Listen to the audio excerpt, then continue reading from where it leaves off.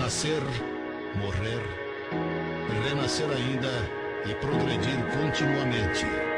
Tal é a lei.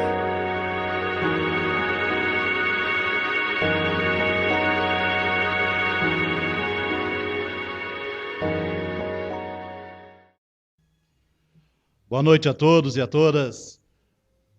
Nós, da União das Sociedades Espíritas Intermunicipal de Araçatuba, estamos felizes podermos contar mais uma vez com a participação, a presença de Ana Jaicy aqui na nossa cidade. Amanhã também ela estará em Birigui, na Casa do Caminho Ave Cristo, lá no bairro Colinas, em Birigui, às 15 horas. E domingo de manhã estará na Casa do Caminho, aqui em Araçatuba, Avenida da Saudade, 1801, também às 10 horas da manhã. Nós iremos apresentar a Ana Jaicy Guimarães, muitos já conhecem, mas sempre temos novos, né? Novas pessoas frequentando as casas espíritas, novos espíritas e espíritas novos, né? Sempre, né, Ricardinho? Ricardinho, presidente da USE, né? Um dos responsáveis, é o responsável pela vinda da Ana Jaicy. Ela que é daqui da nossa região, né? É daqui da nossa região, militou aqui na juventude, no espiritismo aqui em Araçatuba, né? Conhece muita gente a conhece. E ela, há muitos anos, foi embora para o Rio de Janeiro. Lá fundou o Centro Espírita Caminho da Esperança, juntamente com o esposo Geraldo Guimarães, né? E é a mamãe da Anete Guimarães, que faz palestras e seminários maravilhosos também, a Anete Guimarães. Ana Jaicy faz palestras por todo o Brasil, também para o exterior, fazendo palestras nos Estados Unidos, na Índia, em alguns países do mundo e em todo o Brasil proferindo palestras. Nós, então, feita a apresentação da Ana Jaicy, convidamos o presidente do Grupo Espírita da Fraternidade, Cláudio Pagan, para que faça a prece de abertura desta noite, desta palestra, e que convide a nossa convidada, a Ana Jaicy, para a palestra de hoje.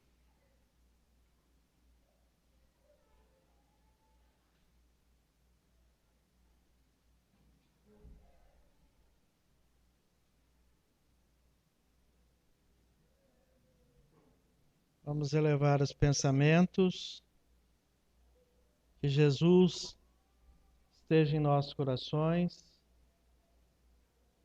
nos ampare, nos envolva, que os amigos espirituais estejam conosco,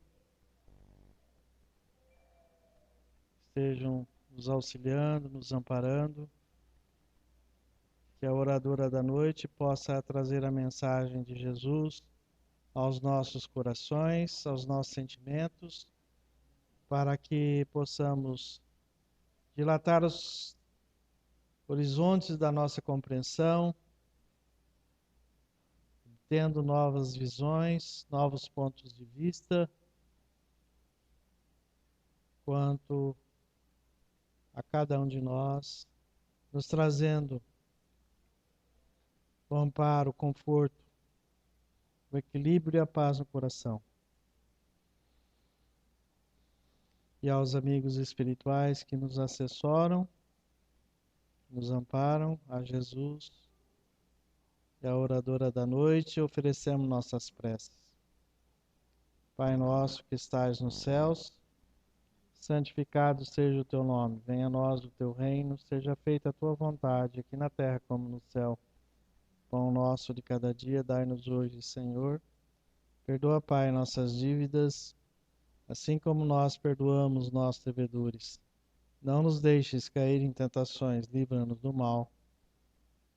Que assim seja.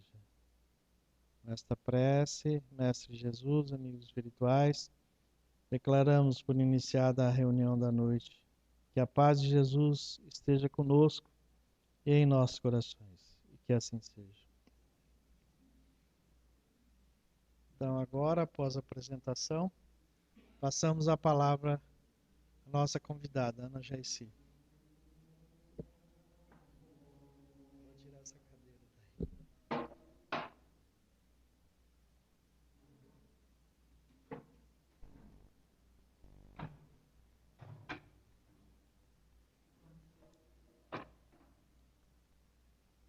Meus caríssimos irmãos, que nos abençoe o Senhor Jesus, que Ele nos conceda tranquilidade, harmonia e paz. Só tu choras, irmão, em teu carpir dorido, porque trazes assim o peito compungido, guardando a noite n'alma e o fel no coração. Eu sei, algo cruel te agasta e infelicita, um travo de amargor, de pena, de desdita, semeia de tristeza a tua solidão. A festa da natura, a festa gloriosa estranha ao teu sentir. Na noite dolorosa, ascendes solitário ao Gólgota infeliz. Se a volta dos teus pés esplende e canta a vida, no imo do teu ser descerra-se a ferida, que sangra de obsconsa e rota cicatriz. Entanto, amigo meu, a noite constelada desdobra pelo além as lúcidas moradas, que aguardam no futuro a paz do teu sentir. E o fulvo amanhecer, esplêndido e sublime, retrata o coração que a grande dor redime, no pórtico ideal da vida e do esplendor. Poetas, poetas, poetas. O mundo está referto de poetas. E nós temos poemas de várias gradações, expressando múltiplos sentimentos. E eles são capazes, os poetas, de expressar com uma harmonia tão grande, com uma beleza tão extraordinária, os sentimentos mais íntimos da criatura. E quando eles falam, é como se estivessem se referindo à criatura em particular, a cada criatura em particular. Fala para mim, para você, para todos nós. E toca nos pontos necessários para o despertar do homem, para o entendimento melhor de si mesmo e do que a vida se lhe oferece. Dessa forma, quando ele diz só tu choras, a impressão é que está se referindo diretamente à criatura. E nós nos sentimos como que ilhados e estamos sós. E choramos sós. E sentimos essa necessidade imperiosa de ter alguém do lado. Alguém para dividir as emoções, os sentimentos, dividir a vida, os sorrisos, as lágrimas, as alegrias e as tristezas também. É natural do ser humano. Todavia, não é exatamente o que nós fazemos. Aquilo que sentimos é uma coisa, e o que realizamos, o que empreendemos é outra coisa diferente. Porque à medida que as necessidades afetivas vão se intensificando na alma humana, tanto mais o homem vai se afastando das demais criaturas e se ensimesmando, e adentrando o seu mundo interior e se afastando mais e mais da convivência com as demais criaturas. Uma dicotomia estranha e difícil de explicar na mente do ser humano. Por isso, na atualidade, a problemática da solidão entre as pessoas é algo terrível, que chama a atenção de sociólogos, de psicólogos, de analistas, daqueles que se interessam pelo ser humano, que se interessam pela felicidade do homem e pela sua própria felicidade. O que é que está ocorrendo na nossa sociedade? É alguma coisa de se chamar a atenção. Hoje, o índice de suicídio entre crianças, adolescentes, jovens e adultos é impressionante. E a maneira galopante como vai crescendo esses índices, normalmente entre os infantos juvenis, é alguma coisa de chamar a atenção, despertar. Há que se fazer alguma coisa, há que se buscar alguma coisa. E quanto mais a tecnologia, que deveria colaborar para a facilitação da vida do ser humano, quanto mais ela se adianta, mais o ser humano se fecha, se cerra dentro de si mesmo. De tal maneira que a gente vai nos restaurantes, no Rio de Janeiro isso é muito comum, e vemos 4 pessoas sentadas em volta da mesa, cada uma com celular, passando mensagem, não conversam. E quando falam é por monossílabos. Sim, tudo bem, gostei, legal. E não vai além disso, não há uma conversação entre as pessoas. E quando começam a beber, então, aí sim é que mais e mais eles se fecham. Devia ser proibido o celular dentro de restaurante. Que é para as pessoas poderem conversar, para haver um intercâmbio. E em casa não é diferente. Eu tenho um casal amigo que eles conversam pelo celular. Eles vão ao supermercado, o marido senta na praça lá de alimentação e a esposa vai fazer a compra e eles ficam se comunicando pelo celular. E quando chegam no carro, não é diferente, entram no carro e continuam. É impressionante isso. Não há mais como conversar. E a pobreza, então, vai aumentando. A pobreza de verbos. Não existem mais palavras. E dentro do lar, então, eles vão se ilhando, cada um no seu mundo. E as crianças ficam mais ilhadas do que qualquer outro. Então, os índices da atualidade não são muito sugestivos, não são muito agradáveis, porque, entre outros índices, esse de suicídio é terrível para toda a sociedade. E o índice de alcoolismo entre as mulheres, que já ultrapassou o índice de alcoolismo entre os homens, isso é terrificante. Então, é alguma coisa para que a gente comece a acordar. Quando nós estávamos lendo o livro Transição Planetária, já havíamos lido para tomar o conhecimento da história globalizada. Depois resolvemos estudar o livro, lendo vagarosamente cada item daquele livro. E no 3º capítulo, logo nos primeiros parágrafos, eu parei de ler. Comecei a ler devagarinho, meditando, analisando cada palavra, cada coisa que era dita. E, de repente, eu cheguei no 2º parágrafo e parei. Falei, meu Deus, será verdade isso que eu estou lendo aqui? E era verdade. Graças a Deus eu sei ler. E eu estava lendo corretamente. O que dizia Manuel Filomeno de Miranda?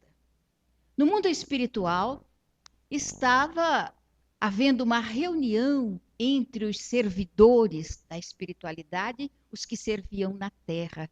E eles estavam se preparando para receber um espírito de alta envergadura que vinha de outras paragens para falar com aqueles companheiros que iam vir para a terra em socorro daqueles que estavam desencarnando, daqueles que já haviam desencarnado e daqueles que estavam nos trâmites complicados depois do tsunami que assolou aquele país.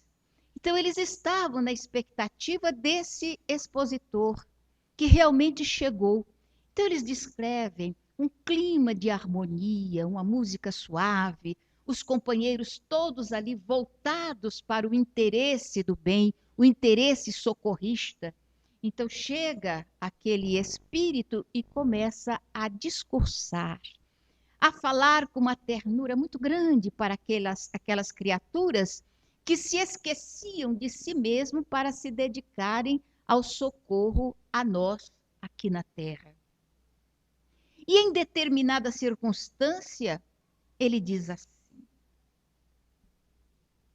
equipes espirituais estão se dirigindo para a Terra e buscam. Aí foi a hora que eu parei de ler. Quer que eu pare de falar também? Não? Não conto para vocês o que foi que me assombrou quando eu estava lendo o livro.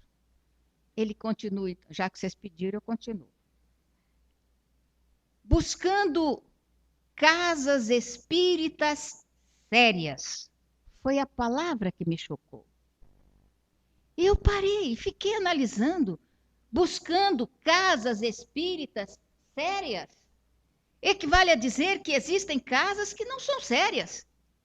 Que existem casas espíritas que não laboram com a seriedade que seria de desejar para os eventos espirituais ou para as atividades a que nos convida a terceira revelação. E eu fiquei ali assombrada, olhando aquela palavra, escrevi um artigo a respeito e coloquei sérias com uma letra grande para chamar a atenção, buscando casas espíritas sérias. E se tinha que procurar, é porque não é tão fácil de achar. Os espíritos dizendo isso. E eu comecei a perguntar a mim mesma: a casa espírita onde eu laboro é uma casa séria? E para responder essa indagação, alguém de vocês seria capaz de responder? A casa espírita é séria? Aí a gente faz um caminho de volta e vamos recordar Allan Kardec fazendo uma afirmativa também complicada para aquele que deseja entender a sua própria vida. Eu sou espírita e sempre me achei espírita. Desde que eu me tornei espírita, não resta a menor dúvida que foi aqui em Araçatuba, quando comecei a frequentar a juventude espírita no Varas da Videira, que me tornei espírita ainda adolescente. Então, sempre senti um prazer enorme de ser espírita. Até o dia que eu li uma frase de Allan Kardec e eu falei: meu Deus do céu, e agora? Complicou a minha vida. Ele diz assim: reconhece-se o verdadeiro espírita por sua transformação moral e pelo esforço que faz para domar suas tendências negativas. Se ler en passant, ou se a gente ouvir en passant, não tem nada demais. Está correta a frase? Só que ele colocou uma palavra que ele podia perfeitamente não colocar. Se ele colocasse simplesmente: reconhece-se o espírita por sua transformação moral e pelo esforço que faz para domar as tendências negativas, a frase estaria perfeitamente correta. Todavia, ele coloca um adjetivo ali que é para complicar a nossa cabeça. Coloca um adjetivo que é para chamar a nossa atenção. Ele reconhece-se, e aí vem o adjetivo: o verdadeiro. Ora, se reconhece o verdadeiro por sua transformação moral, equivale a dizer que existem os falsos também. E se existem os falsos, como é que nós vamos descobrir onde estão os falsos? Aí recordamos que Jesus também disse a mesma coisa, que surgiriam na terra os falsos cristos e os falsos profetas. E aí Kardec vem com verdadeiro espírito. Quem é verdadeiro espírita? Como é que eu vou saber se os senhores são verdadeiros ou se são falsos? Aí vem uma outra indagação mental. Interessa a mim saber se os senhores são verdadeiros ou falsos? Absolutamente. Não importa. Porque dentro do contexto de evolução, eu não posso mudar a jornada de ninguém. O que nós podemos é estimular, exemplificar, colaborar, mas impulsionar, empurrar, impossível. Cada criatura tem o seu livre arbítrio, tem o seu direito de caminhar rápido ou vagarosamente. É problema de cada um. O que eu preciso descobrir desse verdadeiro ou falso é se eu sou verdadeiro ou falso.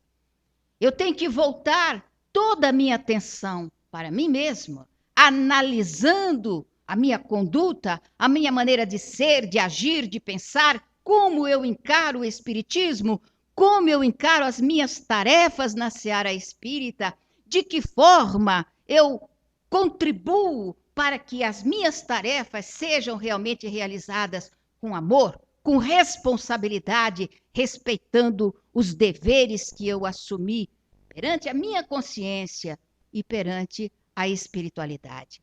Então, a análise do verdadeiro espírita é feita de mim para comigo. E se cada espírita resolver fazer essa análise, aliás, que não é uma sugestão partida de mim, isso está na palavra de Santo Agostinho, quando ele acrescenta, analisando um pouco mais a resposta 919, e ele fala que as pessoas deveriam agir como ele agia todos os dias. Quando chegava a hora do seu repouso, do seu descanso, diz Santo Agostinho, ele realizava uma análise mental, uma análise do seu comportamento naquele dia, desde o momento em que o dia iniciara para ele, no momento que despertava, até a hora de recolher-se para o descanso, para o sono, quando ele então começava a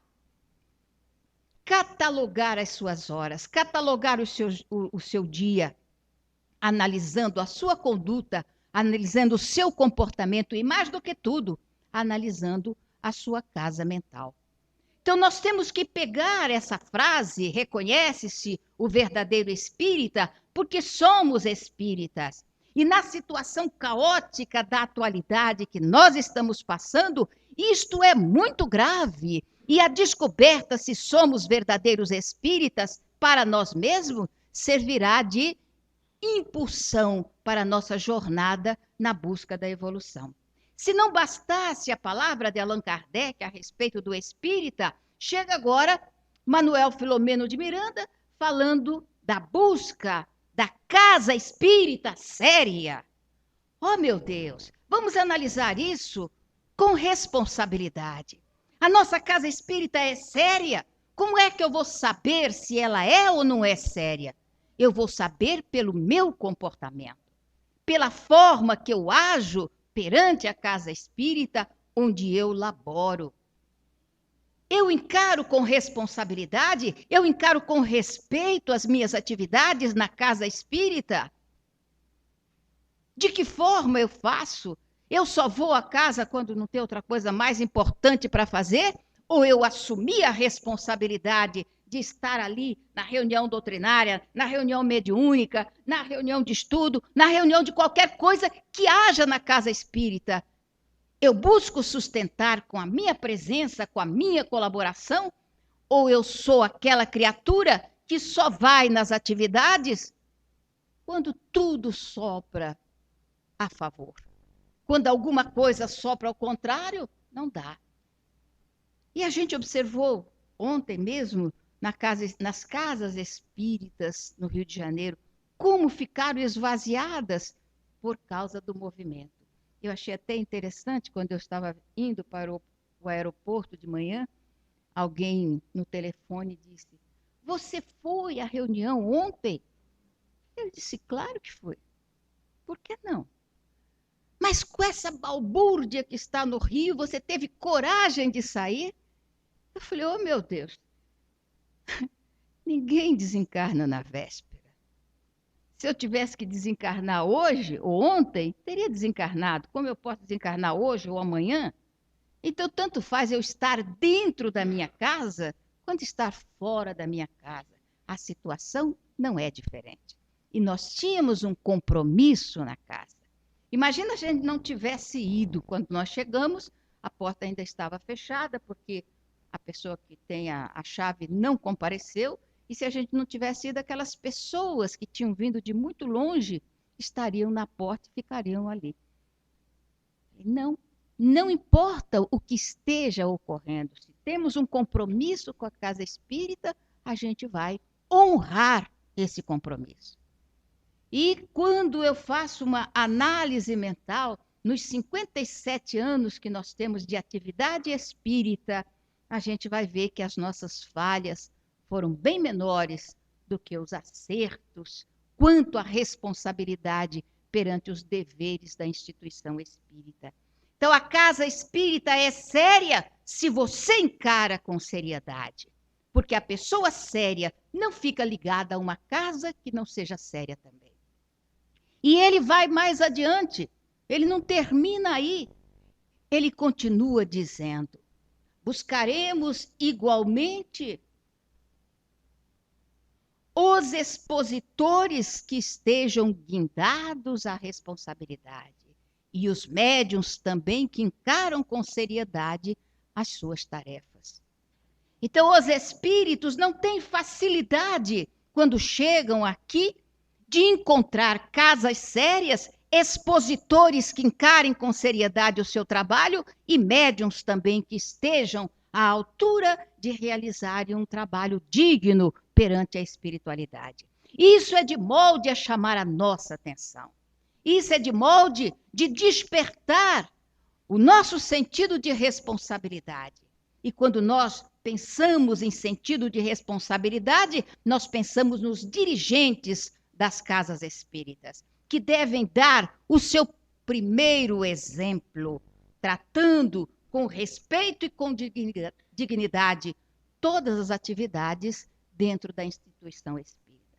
Porque é onde vêm aqueles que têm necessidade de amparo, e onde vêm os espíritos que têm necessidade da colaboração dos encarnados para realizarem as tarefas que dizem respeito ainda à sustentação do nosso movimento espírita, tão maltratado na atualidade. E vamos pensar nisso, pensar na casa espírita, nessa responsabilidade que temos, porque é para onde se dirigem aqueles que estão atormentados, infelizes, maltratados, obsidiados, aqueles que estão atormentados pela pressão da atualidade, dessa vida tão complicada que nós estamos vivendo ainda hoje. E eu me recordo, de certa ocasião, haver notado a presença de uma pessoa na nossa casa espírita, já um bocado de anos atrás. Ele chegava normalmente e sentava na última fileira, e já chegava já na hora de começar.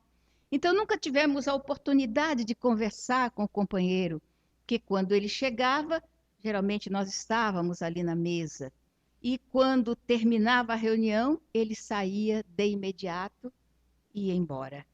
E eu fiquei pensando, até um dia que eu resolvi aguardar aquele companheiro. Já tinha uns meses que ele estava frequentando a casa, eu resolvi ficar esperando a chegada dele. E quando ele chegou, eu o cumprimentei na porta da entrada, e ele se sentou na última fileira e eu me sentei também. Enquanto não começava a reunião, comecei a dialogar com o companheiro. O senhor tem vindo regularmente à nossa casa e eu vejo que o senhor chega assim calado, senta aqui atrás, parece muito triste, não conversa com ninguém, depois o senhor vai embora, então a gente fica sem saber o que é que está atraindo a sua atenção para a casa espírita. Olha o que ele respondeu. Eu estava passando ocasionalmente, e era uma daquelas noites em que o coração está lacerado e uma amargura muito grande toma conta da alma. E eu vi escrito: Grupo Espírita Caminho da Esperança. Esperança, eu pensei. Esperança é tudo que eu preciso, mas nem que seja um pouquinho só, para dar prosseguimento a uma vida que está torturante e difícil. E então eu entrei aqui. E era a senhora que estava falando. E à medida que a senhora ia falando, eu continuava a pensar em esperança. E a senhora disse coisas que sedimentou em mim o desejo de ter esperança. Apesar de tudo dizer ao contrário, eu senti vontade de ter esperança. E tenho vindo aqui semanalmente, na busca dessa esperança na qual eu possa me segurar para prosseguir caminhando. E aí a reunião começou e quando terminou ele falou, preciso sair logo. Eu falei, de uma outra ocasião, chega mais cedo para a gente conversar. E na outra semana ele não veio, daí na outra ele veio, a gente conversou mais um pouquinho e ele foi vagarosamente abrindo o seu coração. Até o dia que ele chegou bem mais cedo e tivemos a oportunidade de conversar mais largamente. E ele então falou de seus problemas. Ele disse, imagina, senhora, que eu já estou casado há um bocado de tempo. Tenho 4 filhos. E tenho vivido um drama que eu procuro tentar equacionar e não consigo. Eu namorei, noivei, casei e sempre achei que a minha vida seria perfeita, que a minha vida seria certinha, porque a moça era exatamente o que eu havia pensado em termos de companheira para toda a vida.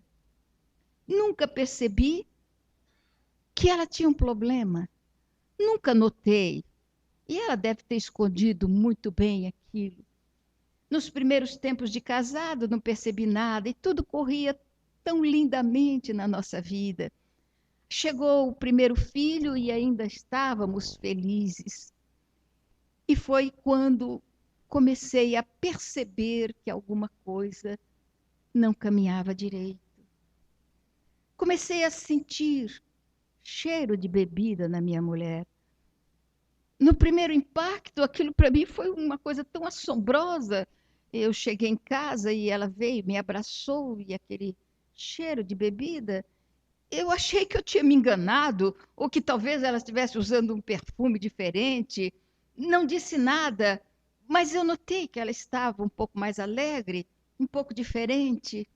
E no dia seguinte não foi diferente. E no outro, e a partir de então, ela começou uma jornada descendente.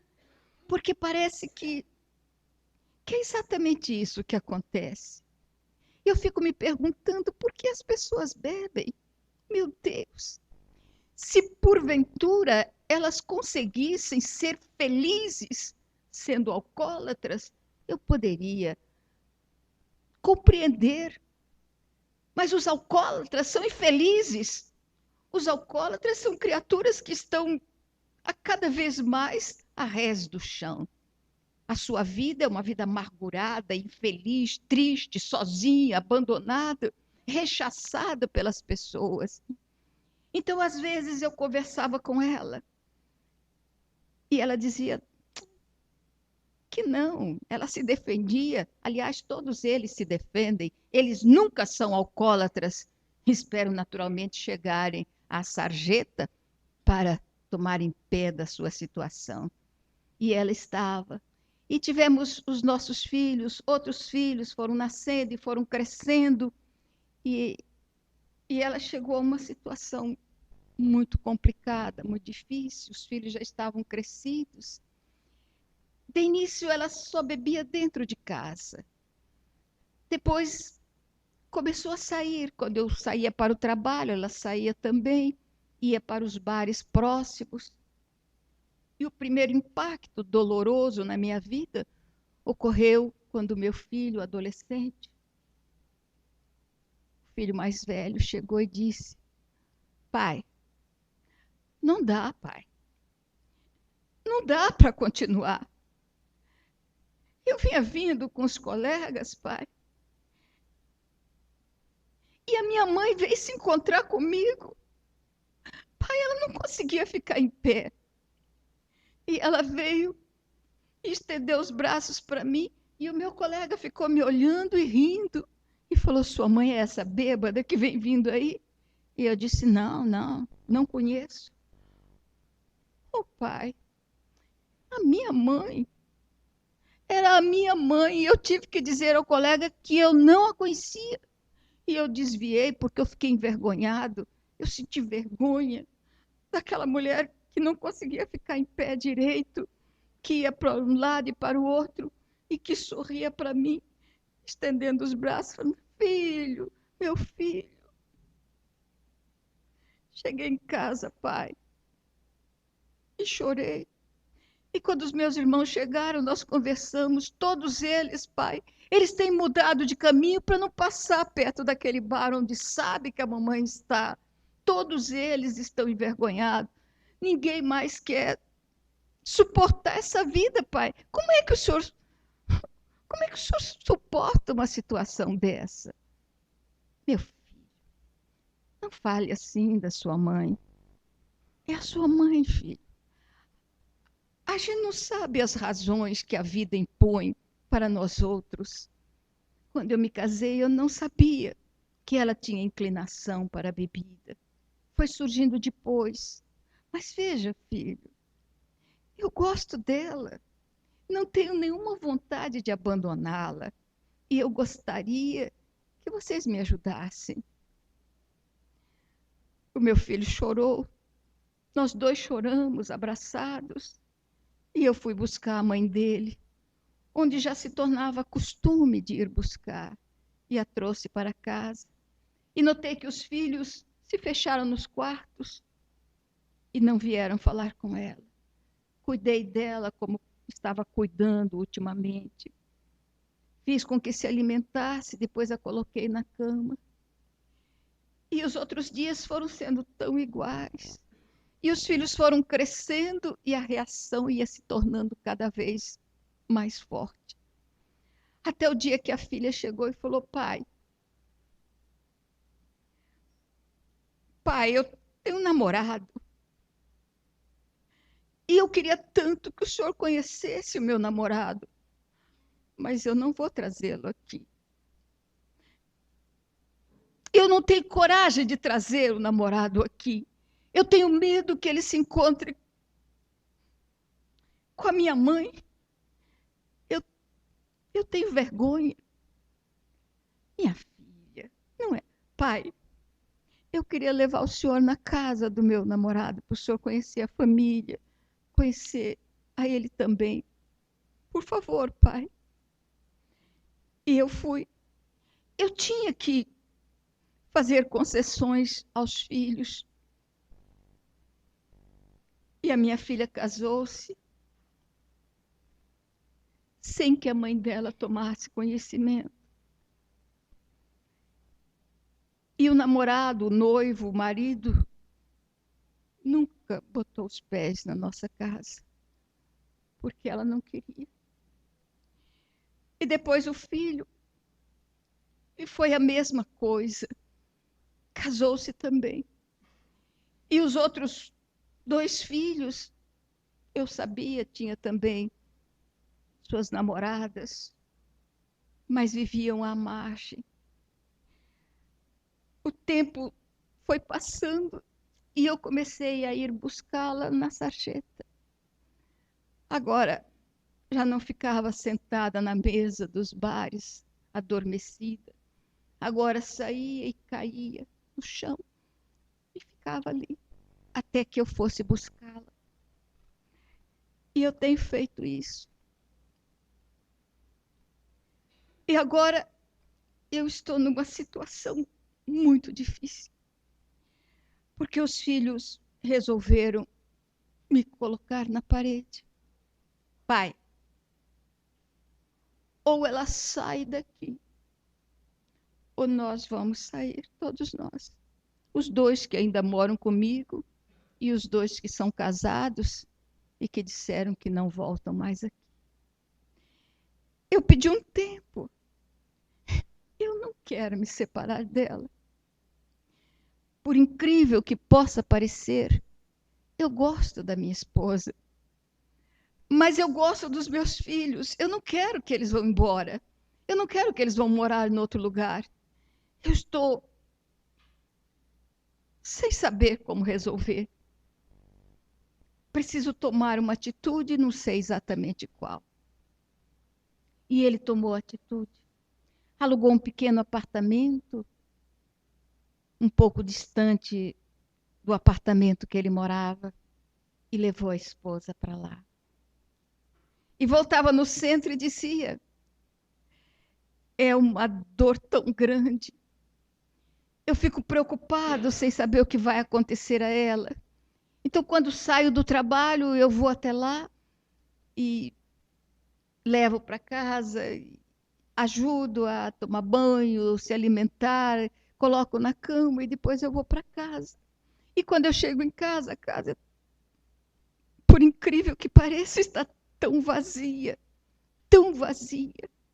Não sei se a senhora consegue entender o fato de alguém gostar de uma criatura assim, mas eu gosto dela. Eu gosto de saber que ela está lá, deitada na minha cama, mesmo exalando aquele odor desagradável, mesmo assim, saber que está, saber que ela vai acordar na manhã seguinte, saber que eu vou levar o café para ela na cama, saber que ela vai sorrir para mim e vai me dar bom dia. Tudo isso enche a minha vida. E agora a casa está tão vazia, tão mais do que nunca preciso de esperança. Esperança para continuar a viver. A gente fica tocada. Eu ficava olhando para ele e pensando no Evangelho.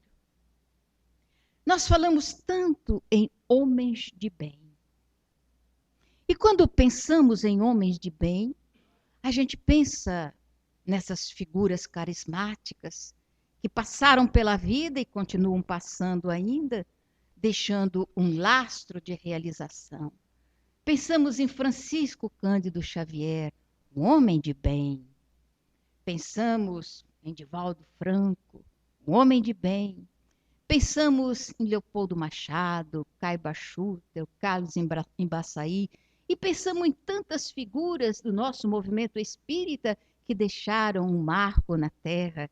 Pensamos em seu Antônio Pagan, também, que foi um marco aqui em Araçatuba, seu Brasil Nogueira, seu Alfredo Martins. Então, criaturas que deixaram, sem contar a figura exponencial de Dona Benedita Fernandes,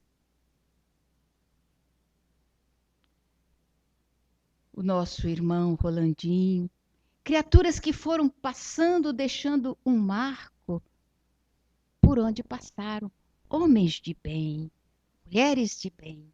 Todavia, aqueles que estão convivendo no rame-rame comum, cuja vida fica anônima, heróis anônimos, que as pessoas não tomam conhecimento, que as pessoas não vê e que laboram e crescem.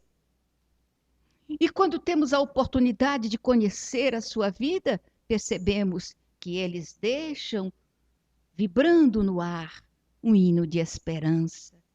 E eu olhava para aquele homem que dizia: eu amo a minha companheira, uma mulher alcoólatra, que já estava tombando na via pública, mas que ele queria bem.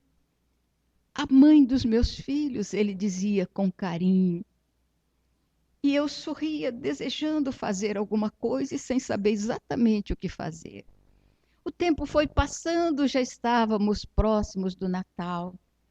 E ele prometeu que viria para a atividade com as crianças, a nossa festa de Natal. Falei: vem compartilhar conosco a nossa festinha de Natal, vai ser agradável, o senhor vai se relacionar mais com os demais companheiros e também estar com as crianças, que é uma coisa muito boa. E ele prometeu que viria. Todavia, não apareceu. Houve a festa das senhoras, depois a festa das crianças, e eu fiquei esperando que ele chegasse, mas ele não veio. Aí passou o mês de janeiro e ele não apareceu. Também passou fevereiro, também passou março, também passou abril. E eu fiquei preocupada, pensando, falei: meu Deus, o que terá acontecido com o nosso companheiro? Aí eu me lembrei que eu tenho um péssimo costume de não pegar telefone nem endereço de ninguém. E até eu peço, as pessoas me dão e eu esqueço onde eu botei. Porque eu não gosto muito de telefone e eu não sou uma pessoa muito sociável, sou um pouco tímida. Então eu me lembrei que eu não tinha nem o telefone nem o endereço daquele companheiro, que já era um amigo muito querido. E depois, quando foi lá pelo mês de maio, pela metade, ele apareceu. Ele apareceu e eu fiquei muito feliz e fui ao seu encontro. Falei, meu Deus, meu amigo, o senhor nos abandonou. Ele falou assim, pois é, dona Ana, o ser humano é assim. Quando ele está sofrendo, ele procura os amigos. E quando ele está feliz, ele se esquece dos amigos. E, infelizmente, eu cometi esse erro. A senhora imagina que, quando o Natal foi se aproximando, para mim foi uma data terrível, muito terrível mesmo, porque eu estaria com duas casas. Eu estaria com o Natal dela e o Natal dos filhos. E eu teria que optar por um desses natais. Se eu ficasse com ela, os meus filhos ficariam sozinhos. Se eu ficasse com eles, ela ficaria sozinha. E eu fiquei pensando como iria agir. Comprei o presente de cada filho, de cada nora e do netinho que já tinha chegado. E comprei o presente dela. Então resolvi passar a tarde com ela. E quando fosse lá pelas 10 horas da noite, voltar para casa, para a festa com os meus filhos. E fui. Ajudei a enfeitar o apartamento. Estava tão bonito. E ela estava alegre. E por incrível que pudesse parecer, ela não tinha bebido nada. Estava alegre, gentil, como era antigamente, nos primeiros tempos. E eu estava tão feliz. Queria ficar com ela, mas eu tinha os filhos. Então fizemos uma pequena ceia, e quando foi por volta de 10 horas, eu a abracei demoradamente. Desejei um Feliz Natal e fui embora. E ela ficou na porta do apartamento até eu entrar no elevador, sorrindo e desejando Feliz Natal. Comecei a chorar no elevador e saí chorando pela rua, sem me envergonhar das lágrimas. Cheguei em casa, lavei o rosto, mudei a psicosfera e fiquei esperando os filhos que tinham saído para as últimas compras. E quando foi pelas 11 horas, os 2 meninos que moravam comigo chegaram, ainda com mais alguma coisa, enfeita mais um pouquinho. Aí chegou a minha filha também, e com o marido, e foi ajeitar a cozinha, ajeitar as coisas que tinham trazido para a nossa ceia, enfeitaram a mesa. Eu via tudo aquilo, e sorrindo, música, mas aqui dentro estava um aperto, estava uma dor. Na verdade, eu queria largar tudo aquilo e correr para estar junto com ela. Mas eu sorria para os filhos. E as horas foram passando e tal. De repente eu olhei para o relógio e falei, meu Deus, 15 para meia-noite, cadê seu irmão? Por que ele não chegou até agora? Normalmente, por volta de 11 horas, já estavam todos em casa. 15 para meia-noite e o seu irmão não chegou com a esposa e o filhinho. O que aconteceu? Vai ver que ele está comprando alguma coisa, pai. Deve estar enganchado em algum supermercado, sabe como é mulher. A mulher dele sempre tem alguma coisa para comprar de última hora. Vai ver que ela está enrolada. E eu esperando 10 minutos, 5 minutos. Não é possível. Não é possível. Vai dar meia-noite e o seu irmão não chegou ainda. E então, de repente, espocaram-se os fogos. Fogos para todo lado, os sinos batendo. Era meia-noite quando tocaram a campainha. Eu olhei para o relógio e falei, sim, senhor, eu vou tirar o relógio e mostrar para ele, isso é hora de chegar. E a filha abriu a porta e ele estava de pé com a esposa e o neném no colo. E eu falei, mas meu filho, já é meia-noite. Pois é, pai, eu fui buscar o seu presente e estava meio complicado de trazer o seu presente. E eu falei, por quê, meu filho? Não era para gastar nada comigo, você sabe. Pois é, pai, mas De repente, a minha mulher resolveu comprar um presente grande. E foi difícil da gente embrulhar. Filho, o que foi que você andou fazendo? Pois é, pai. Aqui o seu presente. E eu cheguei e vi aquele pacote grande. Eu falei, deve ser um Papai Noel gigante? O que é isso? Abri o pacote. Pai, a gente sabe que o senhor não está feliz. Os meus irmãos têm falado de como o senhor chora à noite. E a gente tem acompanhado a sua dor. Pai, o senhor pensa que o senhor engana a gente? A gente sabe que o senhor está tendo uma vida dupla. Então nós procuramos mamãe. Conversamos com ela. Falamos do seu sofrimento, das suas lutas. Pedimos a ela para que ela fizesse um esforço e lutasse para poder voltar para casa. E já tem 6 meses que mamãe faz esforço, pai. Um esforço muito grande. E o esforço maior era enganar o senhor. Para o senhor não perceber que ela estava se esforçando para abandonar o alcoolismo. Então, para enganar o senhor era mais complicado quando o senhor chegava. Às vezes ela não bebia, pai. Ela pegava e molhava um pouquinho, um lenço, botava assim na roupa, molhava um pouquinho, para o senhor sentir o cheiro da bebida e não desconfiar de nada. E para ela era uma luta terrível, manipular a bebida sem ingerir. Mas ela conseguiu, pai. Tem 6 meses que a mãe não bebe. E nós viemos trazer esse presente para o senhor. A nossa mãe de volta. Dona Ana, a gente não morre na véspera mesmo. A emoção foi tão grande, tão grande. Peguei a minha mulher e levei para dentro de casa. E os filhos fizeram aquela roda. Feliz Natal. Feliz Natal. Ela se sentou do outro lado da mesa e eu estava em frente. Para dizer a verdade, não comi nada. Porque não passava. Tinha um nó aqui na garganta. Qualquer coisa que eu colocava na boca não passava. E eu ficava olhando para ela, olhando para os meus filhos, para o genro, para a nora e o netinho que estava no carro. E pensei, meu Deus. Depois que eu comecei a frequentar a casa espírita, tudo mudou.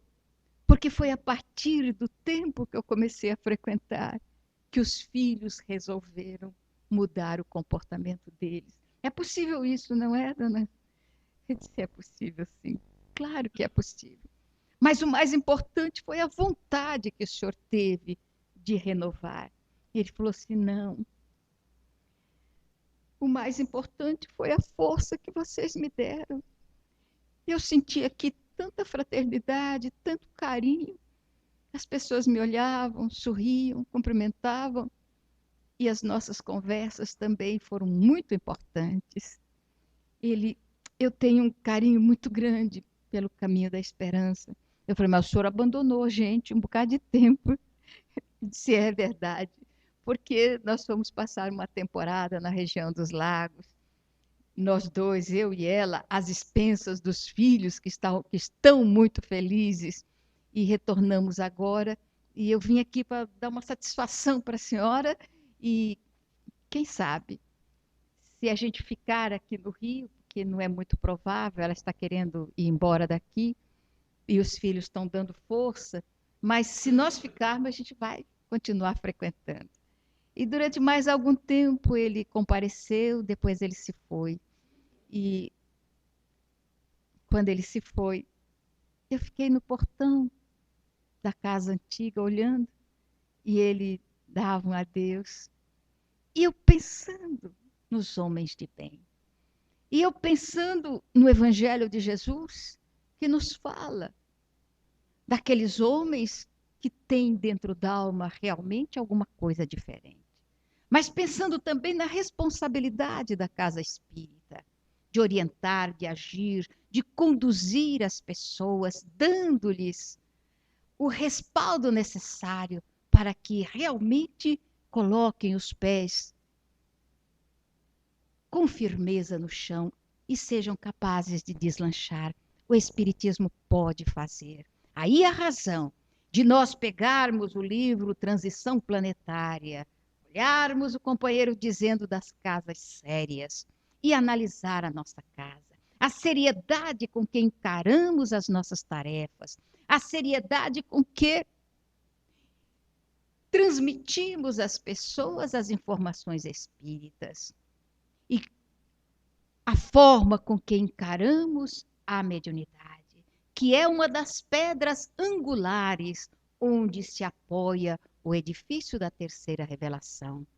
E também fazermos uma filtragem sobre aqueles que utilizam da palavra para falar em nome da doutrina espírita, falar com equidade, com respeito, com responsabilidade, transferindo uma mensagem limpa, como diz Dr. Bezerra de Menezes, da mesma forma como Kardec nos ofereceu essa doutrina notável, que é meridiana a sua luz, iluminando os caminhos do mundo.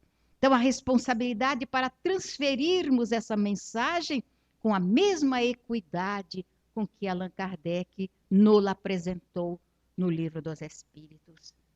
E que a casa espírita também se organize de tal maneira que possa cotidianamente ou semanalmente transferir essa mensagem para os corações que comparecem aqui, uns sedentos de esperanças, outros desejosos de justiça, outros necessitados de compreender um pouco mais Jesus e outros precisando arejar a mente, porque a doutrina espírita consoladora é libertadora também, liberta a nossa alma.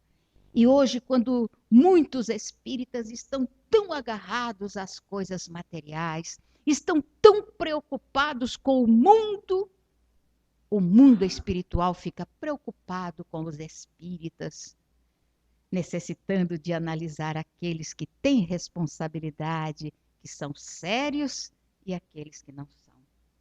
Vamos permitir que eles cheguem aqui em nossa casa querida e que percebam que aqui há servidores sinceros, leais, cumpridores dos seus deveres e honestos na tarefa mediúnica e na tarefa da exposição.